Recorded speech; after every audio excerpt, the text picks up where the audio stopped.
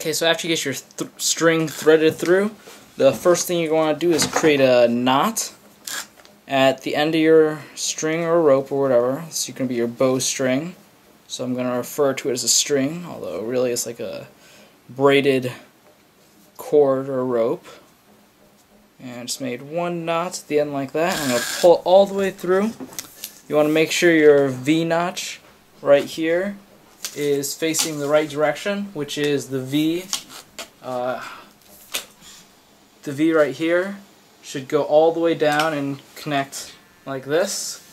So, I'm sorry, I can't really get this whole bow in camera.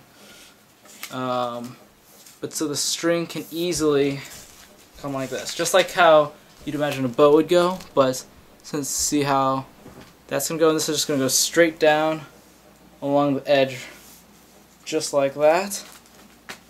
Flip the bow around to the other side and find where the string ends. And I'm gonna cut it. Just give it a few more inches and tie my next knot.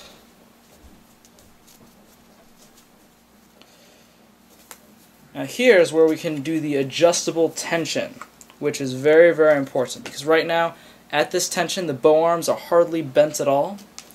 And so I'm going to make another knot just on one side that will be a bit lower down, like that. So you can see how now there are two knots, and this will give me even more tension, so when the bow is strung, you can see now the bow arms are bent slightly more. But I'm power hungry and I want even more than that. So let's thread this through again. Let's see if we can get the knot okay. So you see my third knot is right there. You have to bend the bow down a lot. And there we go.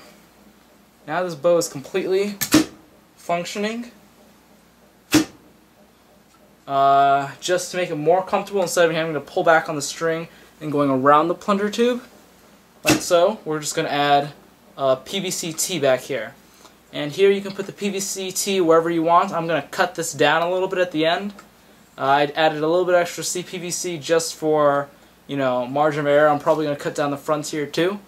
And I'll show you what it's like after I attach the PVC T, and I'll do a firing test. Alright, here are my 5 completed bows that I made to loan out at Mayhem to some of my friends. And they are all identical, exactly. They have 2-foot bow arms, 15-inch plunger tubes, and all the same cord, and everything is exactly the same.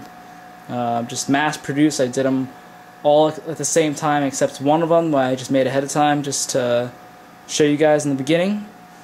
And as you can see here, I cut down the front CPVC and hammered on this Schedule 40 PVC. But before you can hammer this on, you want to make sure you screw all the way through to the bushing, so when you hammer this down, it just doesn't just hammer the bushing down. Excuse me. And here I cut down the end of the plunger rod and just stuck on this T. It has some Schedule 40 PVC in there also that I sanded out. And I just screwed that on there just to keep it secure, so I can use that as a more comfortable handle than just gripping onto the string. And of course these are all completely dry fireable, and I'll be doing a firing test here. I will be using this, just my hopper clip, and since it is PVC, that's why I changed these to PVC, but you may keep them as CPVC if you plan on doing a DMKY, which uses CPVC instead of PVC. So that's why I just leave it open there. And I didn't show it in the tutorial because it's pretty self-explanatory. Anyhow, I will have a video coming up very soon, or maybe by the time you're watching this I already have it up, explaining how to build a hopper clip, RSCB, inline clip, speed loader, etc., etc. But here's just a quick firing test of me and one of the new bows. And this is as the third knot up here, which right now is the maximum tension I have.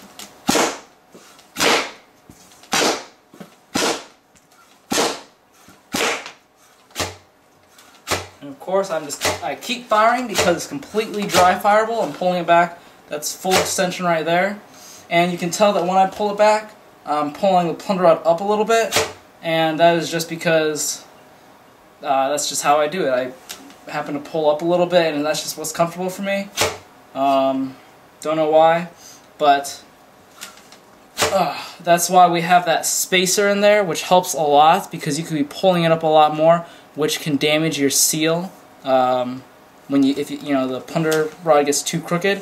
So it's nice to have that thin wall PVC just to make sure that doesn't happen. Overall, I'm very, very pleased with these. They shoot very, very hard, and it's nice to have some loaners. I might be selling these in the future. Maybe I end up not needing the loaners anymore or whatever. So if you're interested, you can contact me either by my email or on YouTube. Okay, see ya.